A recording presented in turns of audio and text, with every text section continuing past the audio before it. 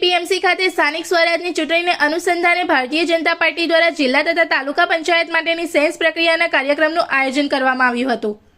આ કાર્યક્રમમાં પક્ષના આગેવાનો, કાર્યકરો તેમજ સંભવિત ઉમેદવારો મોટી સંખ્યામાં ઉપસ્થિત રહ્યા હતા। કાર્યક્રમ દરમિયાન આવનારી સ્થાનિક સ્વરાજની ચૂંટણીને ધ્યાનમાં રાખીને ઉમેદવારોની પસંદગી માટે સેન્સ પ્રક્રિયા હાથ ધરવામાં આવી હતી। પક્ષના નેતાઓએ કાર્યકરો સાથે ચર્ચા કરી અને સ્થાનિક સ્તરે મજબૂત તથા લોકપ્રિય ઉમેદવારોને આગળ લાવવાનો પ્રયાસ કર્યો। આ પ્રસંગે સુરતના ફોર્મલ મેયર અને સહપ્રવક્તા હેમાલી બોગવાલા તેમજ પૂર્વ ધારાસભ્ય તેમજ ભારતીય જનતા પાર્ટી ગુજરાત પ્રદેશ ઉપપ્રમુખ અને ધારાસભ્ય અરવિંદ છોટુભાઈ પટેલ તેમજ વસંતભાઈ ભગોટની ઉપસ્થિતિમાં આ કાર્યક્રમ યોજાયો હતો। તેમજ આગેવાનો દ્વારા જણાવવામાં આવ્યું હતું કે ભાજપ પક્ષ હંમેશા વિકાસના મુદ્દાને પ્રાથમિકતા આપતો રહ્યો છે અને આવનારી ચૂંટણીમાં પણ વિકાસના એજન્ડા સાથે જ જનતા વચ્ચે જશે। તેમણે કાર્યકરોને એકજૂટ રહીને પક્ષને વધુ મજબૂત બનાવવા અનુરોધ કર્યો હતો। આ કાર્યક્રમ શિસ્તબદ્ધ રીતે પૂર્ણ થયો હતો અને આવનારી ચૂંટણી માટે પક્ષમાં ઉત્સાહ અને સક્રિયતા જોવા મળી હતી।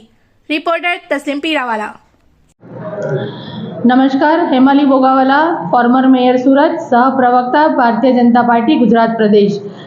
સ્થાનિક સ્વરાજ્યની ચૂંટણીઓ જાહેર થઈ ચૂકી છે ત્યારે ભારતીય જનતા પાર્ટીએ નિરીક્ષકોને પોતાના ઉમેદવારોના ચયન પ્રક્રિયા માટે જ્યારે મોકલવામાં આવ્યા છે ત્યારે આજરોજ વડોદરા જિલ્લાની અંદર મારી સાથે દાતાના પૂર્વ ધારાસભ્ય શ્રી વસંતભાઈ, ધારાસભ્ય શ્રી અરવિંદભાઈ, આ ત્રણેયની પેનલ સાથે આજે વડોદરા જિલ્લામાં નિરીક્ષક તરીકે આવ્યા છે અને ભારતીય જનતા પાર્ટીએ કરેલા વિકાસના કામો આદરણીય પ્રધાનમંત્રી શ્રી નરેન્દ્રભાઈ મોદીજીના નેતૃત્વમાં આદરણીય મુખ્યમંત્રી શ્રી ભૂપેન્દ્રભાઈ પટેલજીના માર્ગદર્શન હેઠળ ભારતીય જનતા પાર્ટીનો દરેક કાર્યકર્તા પોતાના બૂથ સ્તર સુધી જશે અને ભારતીય જનતા પાર્ટીના યશસ્વી અધ્યક્ષ જગદીશભાઈ પંચાલના નેતૃત્વમાં સૌ ચૂંટણી લડવા માટે તૈયાર છે। ત્યારે આજ રોજ આ બેઠકની અહીંયા નિરીક્ષક તરીકે અમે સૌ ઉમેદવારોને સાંભળી રહ્યા છીએ।